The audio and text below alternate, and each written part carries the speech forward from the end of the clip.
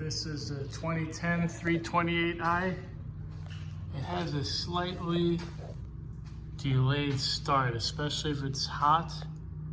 It just sometimes wants to hesitate for a second or so. I don't like the look of this ground strap, so I'm going to change it.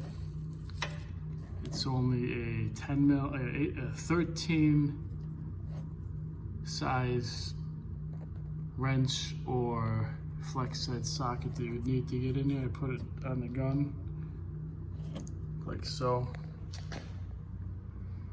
and then I took this cover off. It's really all you need to take off. And the other end is about a foot up. I put the pry bar there because it's a bolt and I don't want the bolt to fall down. So I'm going to try to hold the bolt up with the pry bar, and I'm undoing the nut from right here. Try not to get too oily, so I have a 13 millimeter, and it's a short Harbor Freight ratcheting wrench, so it fits in there pretty nicely, and that should fix that slight hesitation on startup. Thanks for watching.